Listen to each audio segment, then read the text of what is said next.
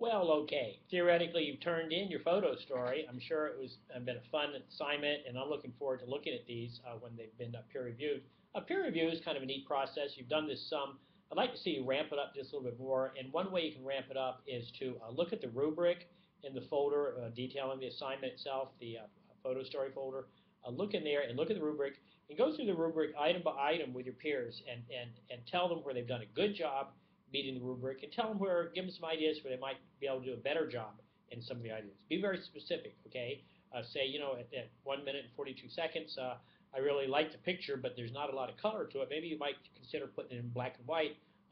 Be more dramatic that way, particularly when there's not much color. Sometimes black and white creates some drama, all right?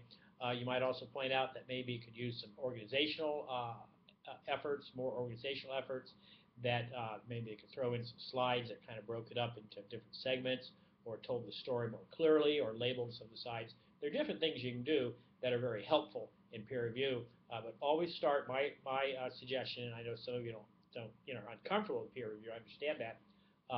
Think of some nice things to say first. Look at the rubric, all right, and find some places where the student's doing a really good job of the rubric, all right?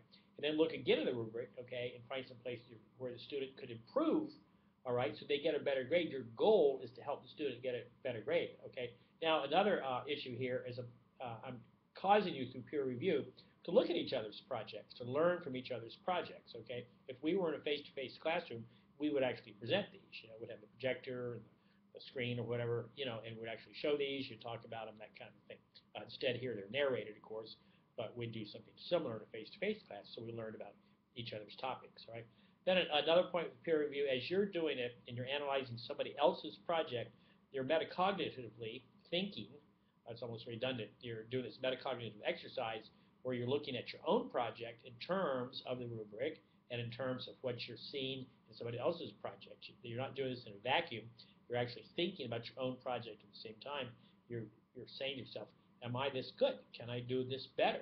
All right, you want the best grade possible. Knowing from your PowerPoints in this class, I know the bar is set very high, that the majority of you are very high achievers, and so I expect these photo stories to be very high achieving, okay? So I expect the pictures to be well enhanced. I expect them to be well cropped where necessary. Don't overcrop, okay? I expect the narration to be as professional as possible. I know there are different issues with narration. I understand that. I take that into account, okay? And I want the pictures to look professional. I want them to be well composed, all right? And I can tell when you're just throwing pictures in or not paying attention. I can tell that. Okay, so I'm expecting your very best work.